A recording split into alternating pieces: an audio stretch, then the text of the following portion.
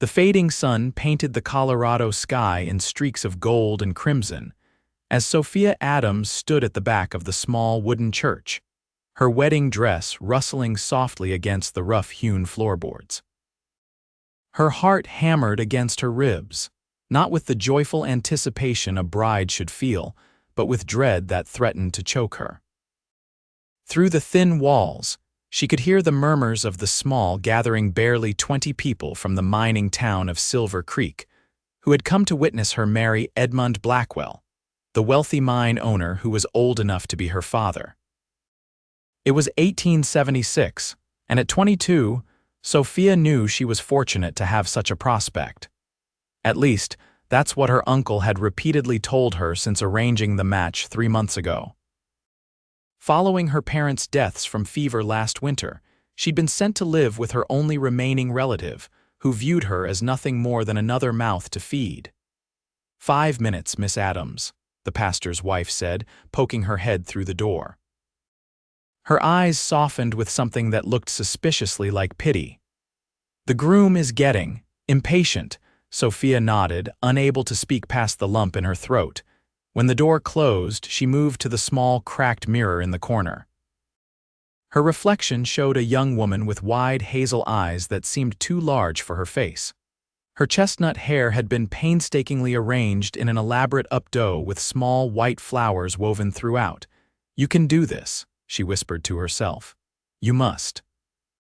But as the first notes of the wedding march filtered through from the church's ancient organ, a tear slipped down her cheek, followed by another and another. Desperately, she dabbed at them with a handkerchief, but they wouldn't stop. In a moment of panic, she pulled several pins from her hair, letting long sections fall forward to curtain her face, hiding the evidence of her sorrow. The door opened again, and her uncle appeared, his face set in its perpetual frown. "It's time." With wooden steps, Sophia followed him into the church, her gaze fixed on the rough planks beneath her feet. She couldn't look at the man waiting for her at the altar, couldn't bear to see his satisfied smile as he prepared to claim her like one of his silver mines. She barely registered the ceremony beginning, the pastor's drone merging with the pounding in her ears. Edmund's hands felt clammy as they took hers, and she fought the urge to pull away. If anyone can show just cause why this couple cannot lawfully be joined together in matrimony, let them speak now or forever hold their peace. The traditional words were followed by silence, and Sophia's last hope died. Then, the church door banged open. "I've got a reason," called a deep voice from the back of the church. Every head turned. Standing in the doorway was a tall man with broad shoulders, his face shadowed by a wide-brimmed hat. Dust covered his clothing, suggesting he'd ridden hard to reach the church. "This is preposterous." Edmund sputtered, his face reddening. "Who are you to interrupt my wedding?" The stranger strode forward, spurs jangling with each step. He removed his hat, revealing dark hair and piercing blue eyes that found Sophia's. "Name's Isaac Jameson," he said, never breaking eye contact with her. "And I believe the lady doesn't want to marry you." Sophia's breath caught. She'd never seen this man before, yet something in his gaze made her heart flutter in a way it never had around Edmund. "This is absurd," her uncle intervened. "Sheriff, remove this man at once." The town sheriff stood awkwardly, clearly reluctant to confront the imposing stranger.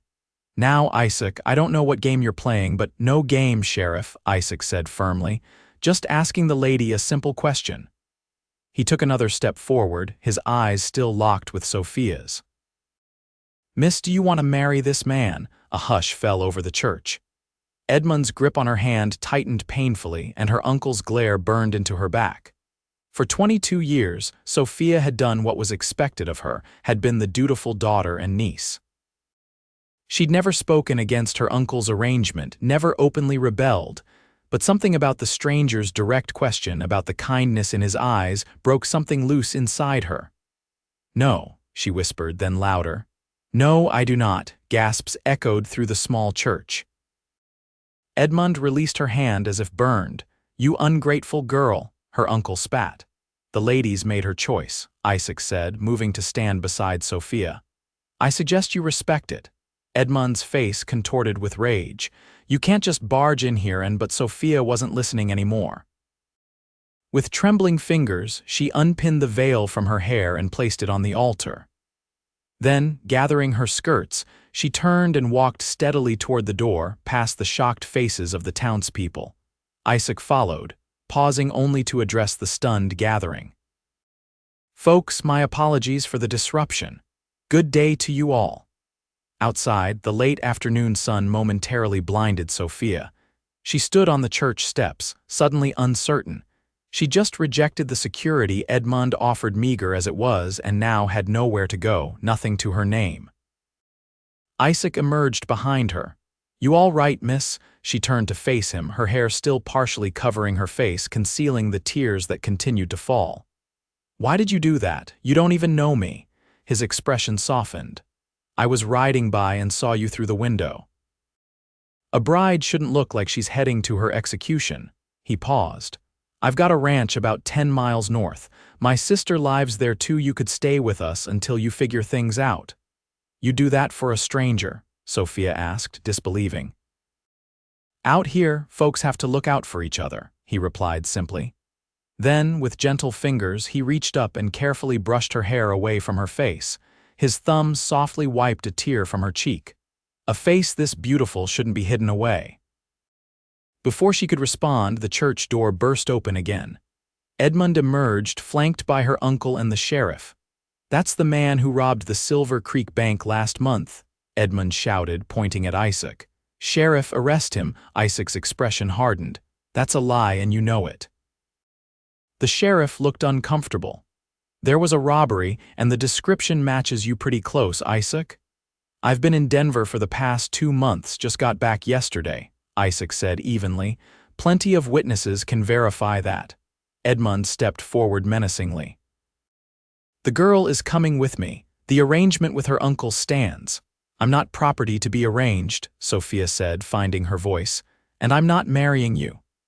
Edmund's hand shot out, grabbing her arm roughly. "You'll do as you're told." In a flash, Isaac was between them, breaking Edmund's grip. "Touch her again and we'll have a problem." The sheriff moved forward. "Now, everyone calm down. Edmund, the lady's made her choice." "Isaac, I'm not arresting you today, but I'll need you to come by my office tomorrow to clear this robbery business up." Edmund's face was purple with rage. "This isn't over," he hissed, before storming back to his waiting carriage. Her uncle glared at Sophia. "Don't expect to come crawling back when this falls apart," he sneered, before following Edmund. As the carriage pulled away, Sophia felt suddenly light-headed. The events of the day, the wedding she'd dreaded, the stranger's intervention, her own unexpected courage all swirled together, leaving her dizzy. "Easy now," Isaac said softly, steadying her with a gentle hand on her elbow. "It's been quite a day for you." She looked up at him, still partly hidden behind the curtain of her hair. "I don't even know where to go." With surprising tenderness, Isaac lifted her chin with his finger, bringing her tear-streaked face fully into the light. Then, before she could catch her breath, he leaned down and pressed his lips to hers in a kiss so gentle it felt like a promise. When he pulled back, his blue eyes were warm. "Let's get you somewhere safe, Miss Adams, then we can figure out the rest together." In that moment, with the setting sun painting the sky behind them and the scent of sage on the breeze, Sophia felt something unfamiliar bloom in her chest, not the security Edmund had offered, but something far more precious: hope. Isaac helped Sophia onto his horse, a magnificent chestnut stallion that stood patiently as she arranged her voluminous wedding dress over its back. "I'm afraid it's not the most dignified way to travel in that gown," Isaac apologized, swinging up behind her. His chest pressed lightly against her back, and she was acutely aware of his warmth, of his arms reaching around her to take the reins. "I'm not concerned with dignity at the moment," Sophia replied, trying to ignore how her heart raced at his proximity. "Just getting as far from Silver Creek as possible." As they rode away from the town, Sophia felt the tension begin to leave her body. For the first time in months, perhaps years, she was making her own choice. The realization was both terrifying and exhilarating. "You're quiet," Isaac observed after they'd been riding for a while. Having second thoughts, she turned slightly to look at him. "No, but I am wondering why a stranger would risk so much for someone he's never met." Isaac was silent for a moment, his eyes scanning the horizon. "My mother was forced into a marriage she didn't want," he finally said. "She was 17 when her father arranged for her to marry a man 3 times her age. She did what was expected of her, lived the life chosen for her." His voice grew distant. "She died when I was 12, never having lived a day for herself." "I'm sorry," Sophia said softly. He shrugged, the movement gentle against her back. "It was a long time ago, but when I rode past that church and saw you through the window with your head bowed and your shoulders tense, I just knew I couldn't ride past." The simple honesty in his words touched something deep within her. "Thank you," she whispered. They rode in comfortable silence as the landscape changed around them, the town giving way to open rangeland dotted with scrub and the occasional stand of cottonwoods. The sun continued its descent, casting long shadows across the prairie. "Tell me about your ranch," Sophia said, partly to distract herself from the growing ache in her legs from the unaccustomed horseback ride. Isaac's voice brightened. "It's not much compared to some, but it's good land.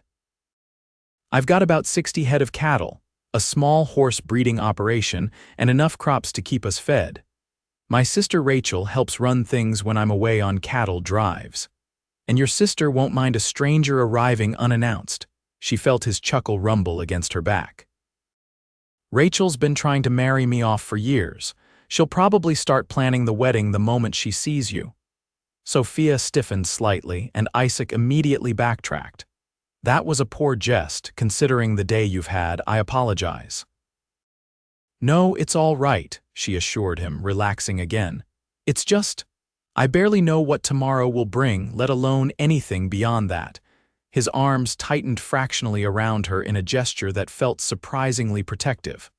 "One day at a time, Miss Adams. That's all any of us can do out here." As the sun disappeared completely behind the mountains, Sophia saw lights glowing in the distance.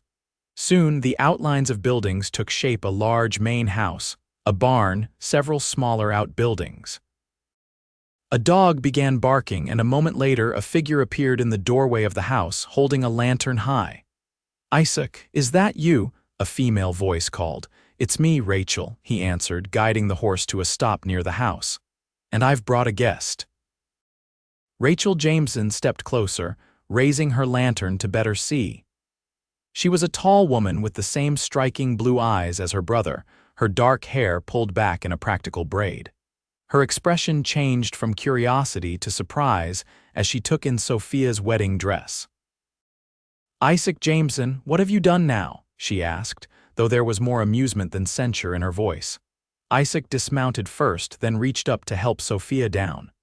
Her legs were stiff from the long ride, and she swayed slightly as her feet touched the ground. Isaac's hand remained at her waist, steadying her. "Rachel, this is Miss Sophia Adams.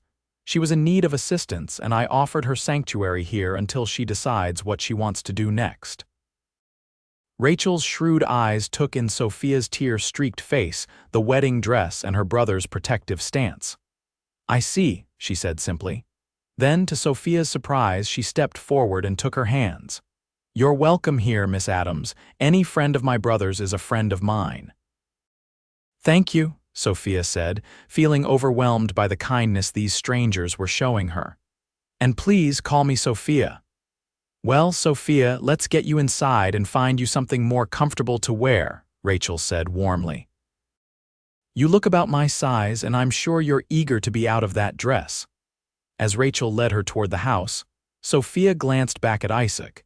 He stood by his horse, watching them, his expression unreadable in the gathering darkness. Yet something in the way he looked at her made her cheeks warm, and she quickly turned away. The Jameson home was modest but welcoming, with polished wooden floors, simple furniture, and walls adorned with a few carefully chosen paintings. A fire burned cheerfully in the stone hearth, casting a warm glow throughout the main room. "It's lovely," Sophia said sincerely. Rachel smiled. It's home. Come, I'll show you to the spare room. She led Sophia down a short hallway to a small but comfortable bedroom. A patchwork quilt covered the bed, and a small vase of wildflowers sat on the dresser. I'll fetch you some clothes and heat water for a bath, Rachel said. You must be exhausted. Left alone, Sophia caught her reflection in the small mirror above the dresser. Her elaborate hairstyle had mostly collapsed during the ride, with long strands falling around her face. Her eyes were red from crying, and her wedding dress was dusty from the journey, a bride who never was. The thought should have frightened her. A woman alone in 1876 had few respectable options, but instead she felt only relief. A soft knock at the door announced Rachel's return with a simple cotton nightgown and a robe. The bath will be ready soon, she said, laying the clothes on the bed. In the meantime, let me help you out of that dress. With practiced fingers, Rachel undid the long row of buttons down Sophia's back. As the wedding dress pooled at her feet, Sophia stepped out of it with a sense of shedding more than just a garment. She was leaving behind the life others had chosen for her. Thank you, she said quietly. Rachel's eyes were kind. No need for thanks. Now tell me, how did you come to be riding with my brother on your wedding day? Haltingly at first, then with increasing confidence, Sophia told her story of her parents' deaths, her uncle's arrangement, and Isaac's timely intervention. Rachel listened without interruption, her expression thoughtful. When Sophia finished, she nodded as if something had been confirmed. Isaac has always had a strong sense of justice, she said. Though this is the first time he's interrupted a wedding, she smiled. Your bath should be ready. We can talk more tomorrow when you've had rest.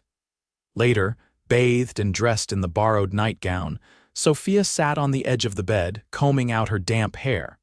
The events of the day seemed almost dreamlike now. Had she really fled her own wedding with a stranger? A soft knock drew her attention to the door. Sophia, it's Isaac. May I speak with you a moment? Her heart quickened. Yes, come in. The door opened, and Isaac stepped partially into the room, respectfully keeping the door ajar. He'd changed as well into a clean shirt and pants, his hair damp from his own washing up. I wanted to make sure you were comfortable, he said, his eyes meeting hers briefly before politely looking away. Your home is wonderful, she replied honestly, and your sister has been very kind. He nodded, seeming pleased. Rachel's heart is as big as the Montana sky. He shifted slightly, looking somewhat uncomfortable. I also wanted to apologize. For what? Sophia asked, genuinely puzzled. For kissing you at the church, he said, a faint flush coloring his tanned face. It was presumptuous of me. You just escaped one unwanted advance. You didn't need another. Sophia felt her own cheeks warm at the memory of that gentle kiss. It wasn't unwanted, she admitted softly, surprising herself with her candor. Isaac's eyes met hers again, and something passed between them, something new and fragile and full of possibility. Even so, he said, his voice low, it won't happen again unless you wish it. He straightened, his hand on the door frame. Good night, Sophia, sleep well. Good night, Isaac, she replied, watching as he closed the door quietly behind him. Alone again, Sophia touched her fingers to her lips, remembering the brief kiss they'd shared. In all her 22 years, no one had ever asked what she wished for. The realization brought fresh tears to her eyes, but for the first time in a long while, they weren't tears of sorrow. Morning brought with it the sounds and smells of ranch life, roosters crowing, cattle lowing in the distance, the scent of coffee and baking bread wafting through the house. Sophia woke feeling more rested than she had in months, despite the unfamiliar surroundings. Rachel had left a simple dress and undergarments on the chair by the bed, not new, but clean and well-mended. After dressing, Sophia made her way to the kitchen where she found Rachel kneading dough at a large wooden table. Good morning, Rachel greeted warmly. I hope you slept well. Better than I have in a long time, Sophia admitted. May I help with anything? Rachel smiled. You can pour yourself some coffee and keep me company. Isaac's already out checking on a new calf, but he'll be back for breakfast soon. As they talked, Sophia learned more about the Jamesons. Their parents had started the ranch 25 years earlier, when Colorado was still just a territory. After their deaths, Isaac had taken over at the age of 18 with 16-year-old Rachel by his side. Together, they'd not only maintained the ranch but expanded it. "It hasn't been easy," Rachel admitted, "but it's a good life. Honest work, beautiful land, and freedom to make our own choices." She looked at Sophia thoughtfully.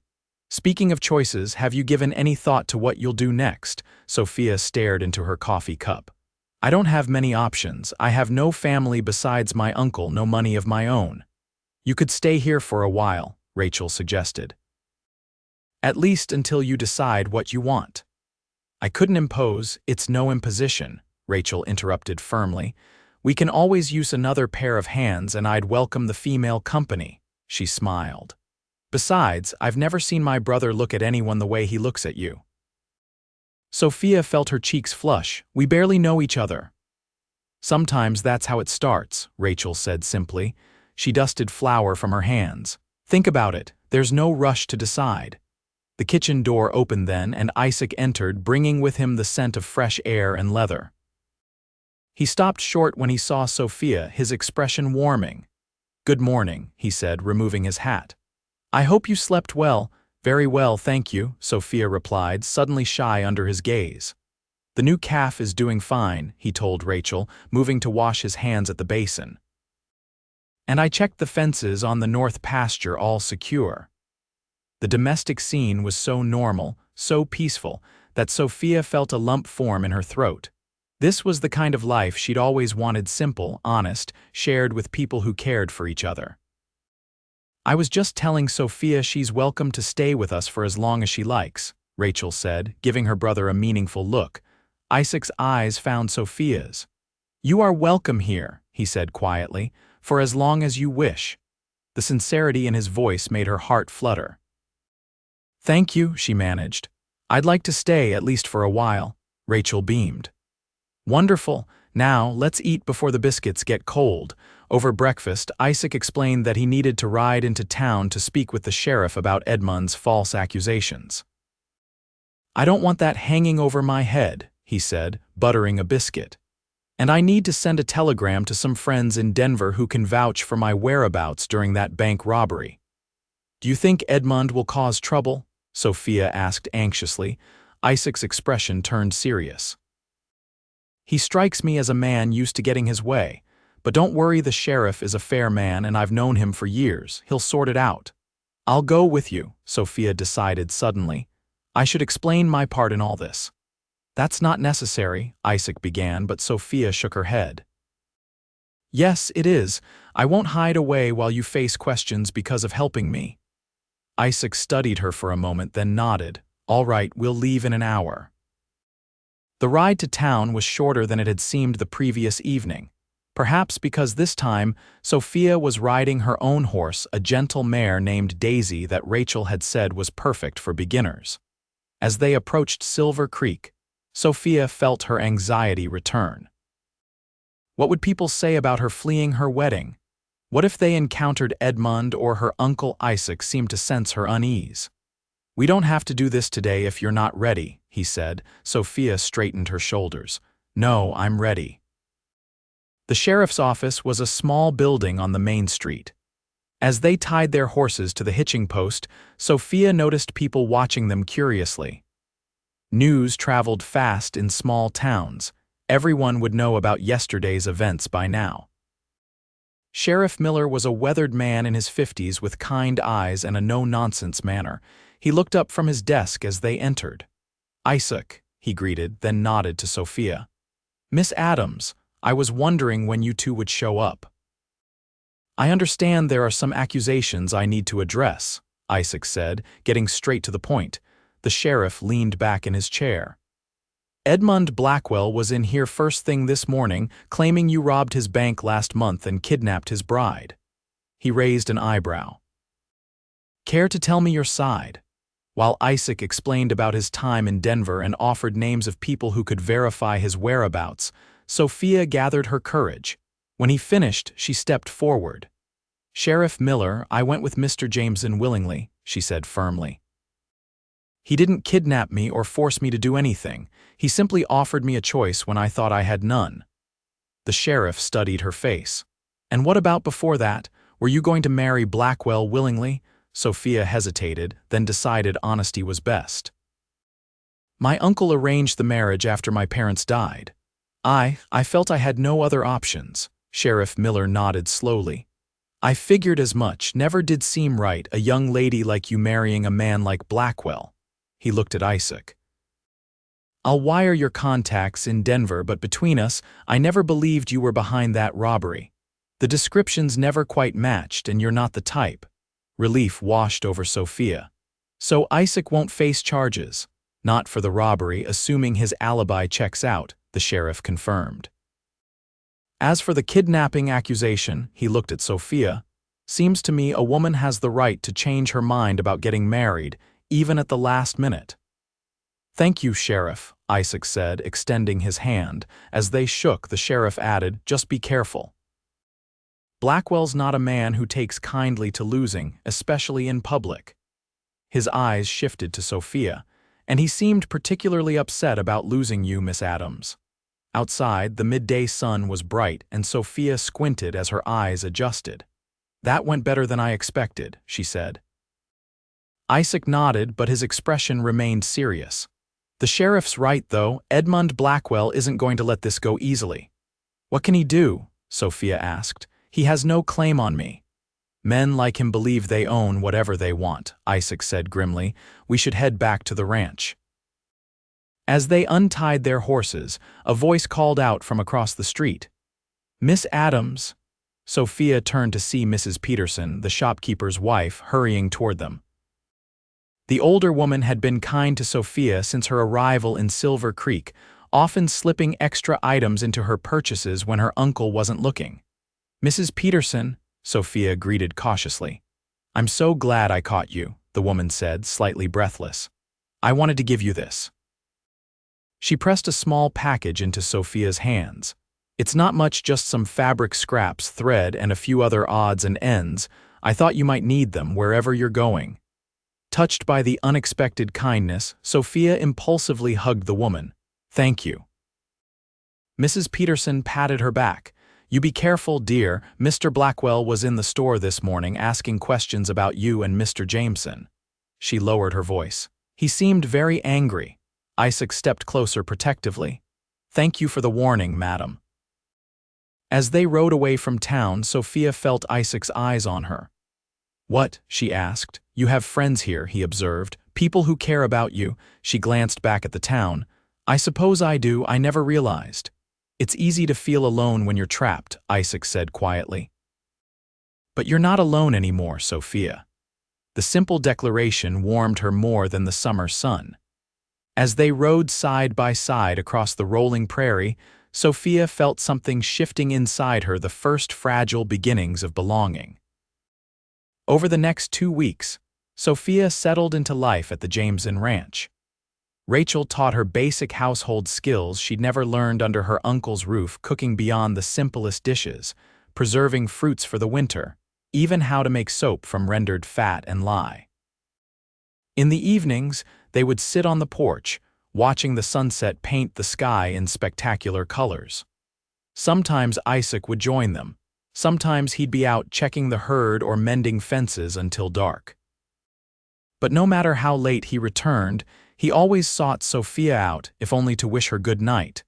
Their relationship was developing slowly, carefully. There had been no more kisses since that first impulsive one outside the church. But there were other things, his hand lingering on hers when passing the coffee pot, the way his eyes followed her movements across a room, the conversations that stretched late into the evening. Sophia learned about his dreams for the ranch, his love of poetry, a secret only his sister had known before, his hopes to someday build a bigger house with a proper library.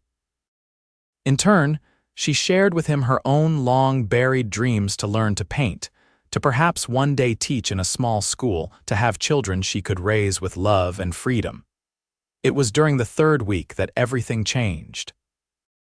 Sophia was in the barn, learning from Isaac how to milk the ranch's 2 dairy cows.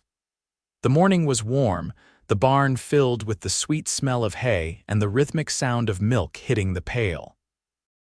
"You're getting good at this," Isaac said, watching as Sophia's fingers found the right pressure and rhythm. "Most city folks take longer to get the hang of it," she smiled, pleased with the praise. "I like learning new things. In Silver Creek, there wasn't much opportunity for that." "What would you like to learn next?" he asked. "Rachel mentioned you were interested in her loom." "I am," Sophia admitted, "but I'd also like to learn to ride better. Daisy is wonderful, but she's so gentle I'm not sure I'm learning proper horsemanship." Isaac laughed. "That can certainly be arranged." He hesitated, then added, "I'd like to take you to my favorite spot on the ranch. It's a bit of a ride, but the view is worth it." "I'd like that," Sophia said, feeling a flutter of anticipation. Their eyes met over the cow's broad back, and something in Isaac's gaze made Sophia's cheeks warm. The moment stretched between them, filled with unspoken possibilities. The sound of approaching hoofbeats shattered the moment. Isaac's head snapped toward the barn door, his expression instantly alert. "Stay here," he said, his voice suddenly tense. He moved quickly to the door, peering out cautiously. Sophia set aside the milk pail, her heart racing. "What is it?" Before Isaac could answer, a man's voice called out, "Jameson, I know you're in there." Sophia froze. She recognized that voice, Edmund Blackwell. Isaac's expression hardened. "Stay inside," he repeated, then stepped out into the yard. Unable to obey, Sophia moved to the barn door, positioning herself to see without being seen. Her breath caught at the sight before her. Edmund sat astride his expensive black stallion, but he wasn't alone. 4 rough-looking men flanked him, all mounted and armed. Even from a distance, she could see the fury etched on Edmund's face. "Blackwell," Isaac acknowledged coolly. "This is private property." Edmund's laugh was ugly. "Private property, that's rich, coming from a thief and a kidnapper." "The sheriff cleared me of those accusations," Isaac replied evenly, "and Miss Adams came with me of her own free will." "The sheriff is a fool," Edmund spat, "and the girl belongs to me."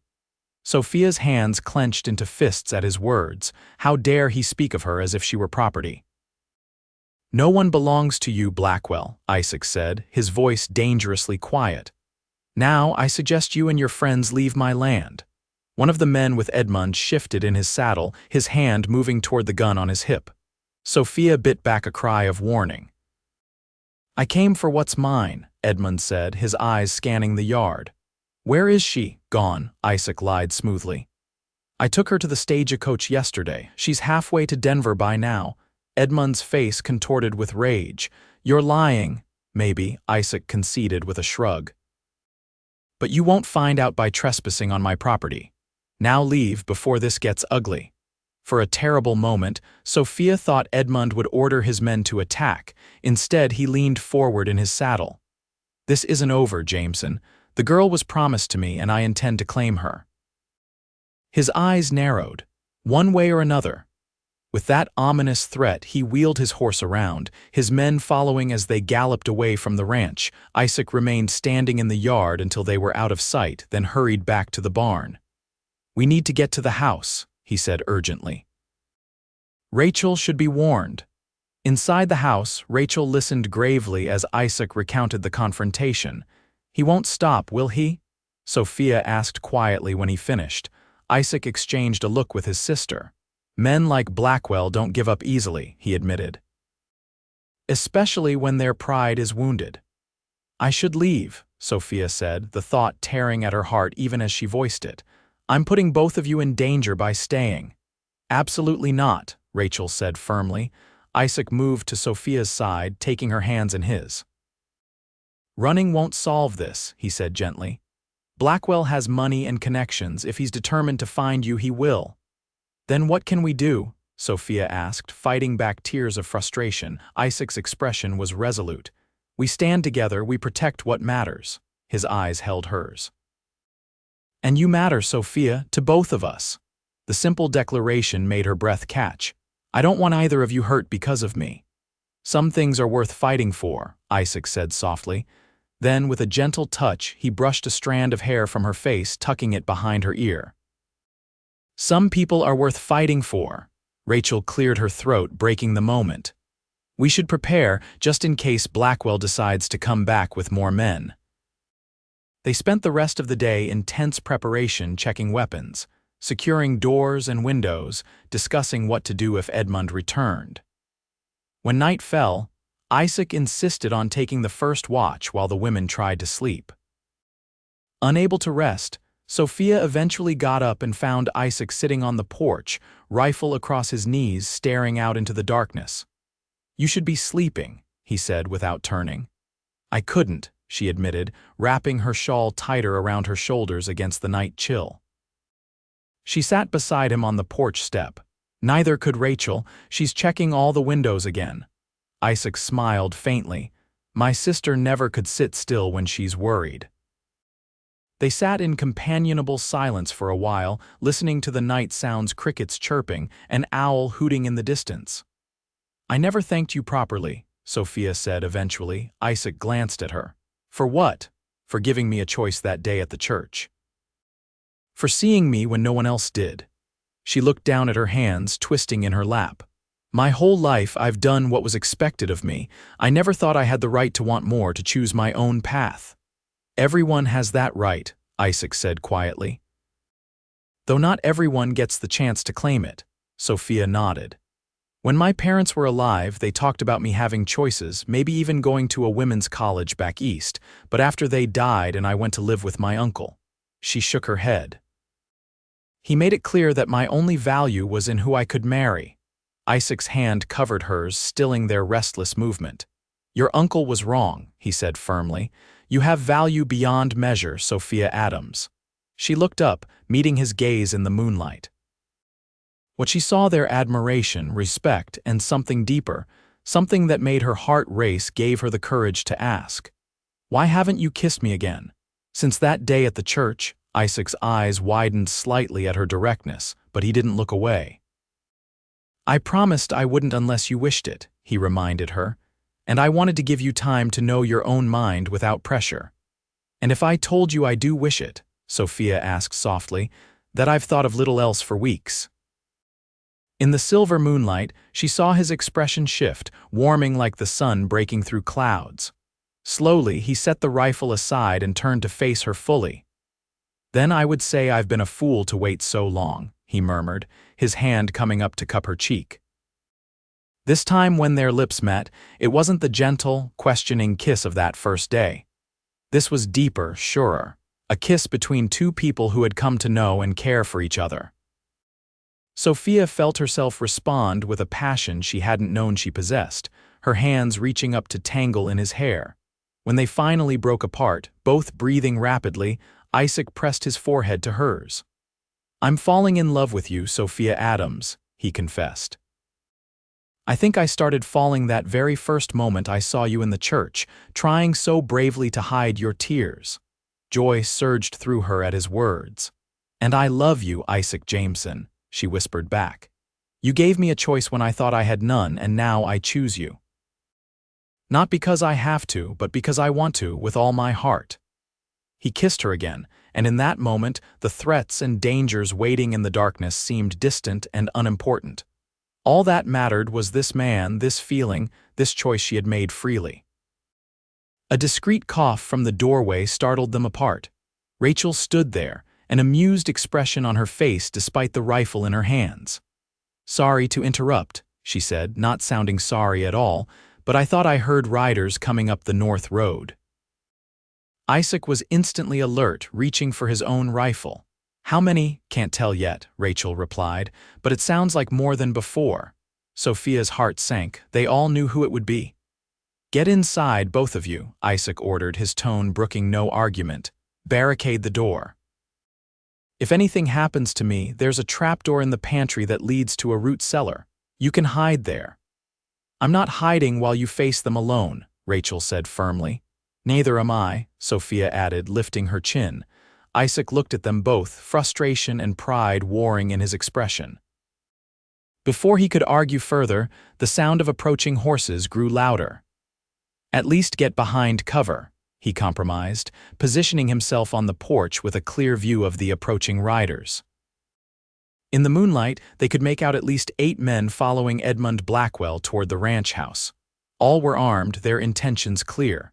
"Jameson," Edmund shouted as they drew closer, "send out the girl and we'll leave peacefully." "That's not going to happen, Blackwell." Isaac called back, "Turn around and go home before someone gets hurt."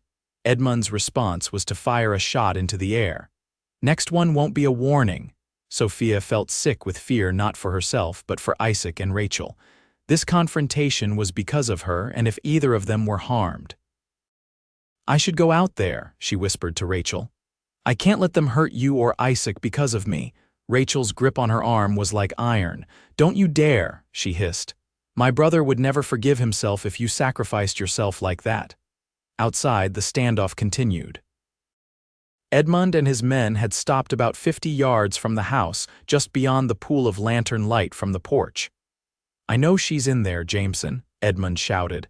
"My patience is wearing thin." "She's not yours to claim," Isaac responded. "Leave now, Blackwell, this is your last warning."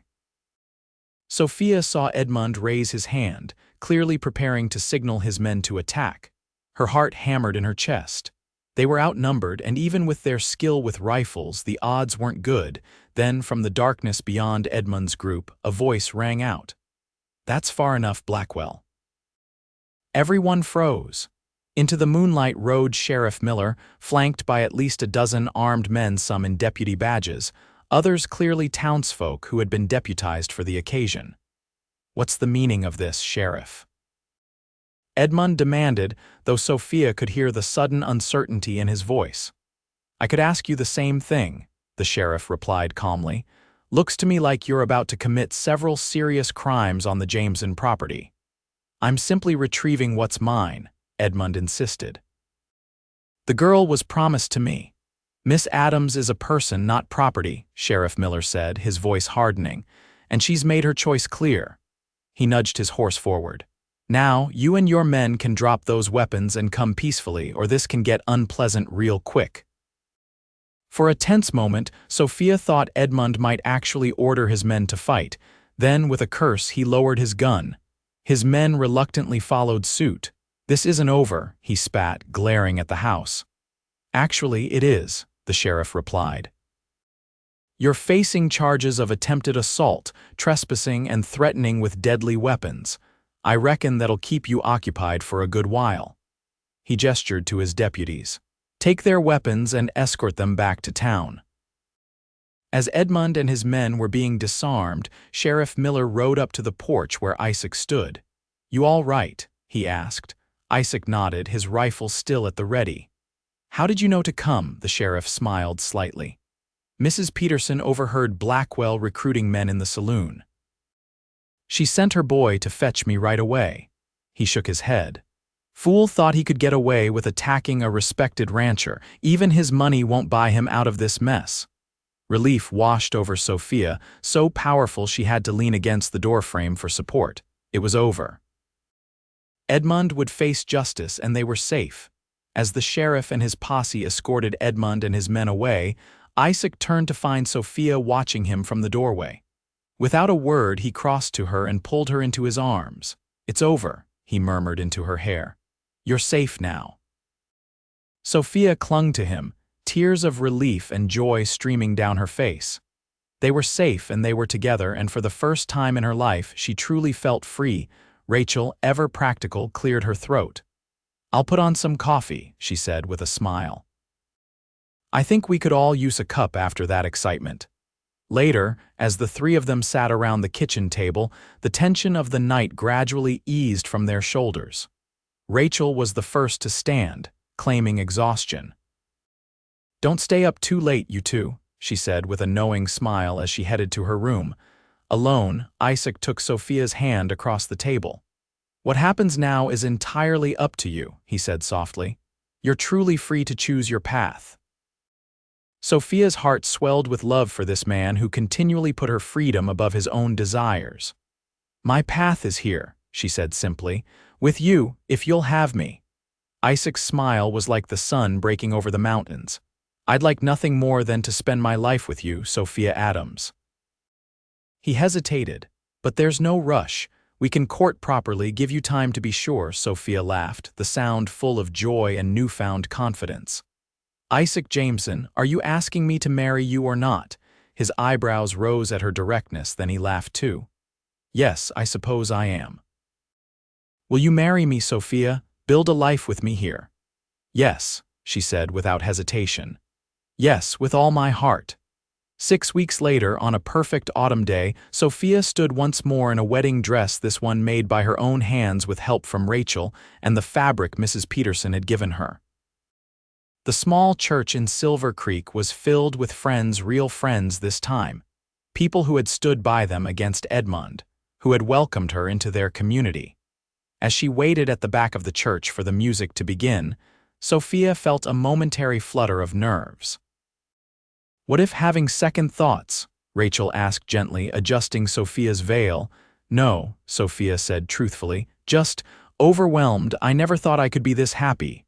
Rachel smiled. You deserve every happiness, both of you. She checked the flowers woven into Sophia's intricately braided hair, wildflowers from the prairie, arranged by Rachel's skilled hands. Ready. As the music began, Sophia took a deep breath and stepped into the church. This time, as she walked down the aisle, she kept her head high, her eyes fixed on the man waiting for her at the altar. Isaac's face as he watched her approach was everything she could have hoped for: love, pride, and a joy so pure it nearly took her breath away. When she reached him, he took her hands in his, squeezing them gently. The ceremony was simple and heartfelt. When it came time for the vows, Isaac's voice rang clear through the church as he promised to love, honor, and cherish her all the days of his life. When it was Sophia's turn, emotion overwhelmed her. She tried to speak, but tears filled her eyes, spilling down her cheeks. Embarrassed, she ducked her head, letting her long hair fall forward to hide her face. With infinite tenderness, Isaac reached out and brushed her hair back, then lifted her chin with his finger until their eyes met. Don't hide your tears, he whispered, his thumb gently wiping a tear from her cheek. Not from me, not ever. And then, before the minister could prompt him, before the vows were complete, he leaned forward and kissed her, a kiss full of promise and passion, and a lifetime of choices made together. When they broke apart, the church erupted in cheers and applause. Sophia laughed through her tears, no longer hiding, no longer afraid.